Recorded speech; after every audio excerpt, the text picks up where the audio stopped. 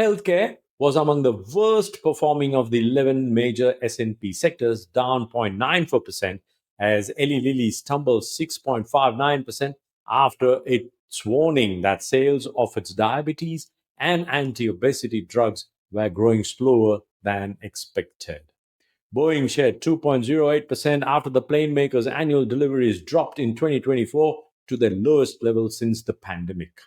KB Home climbed 4.8% after the home builder posted better than expected quarterly revenue and profit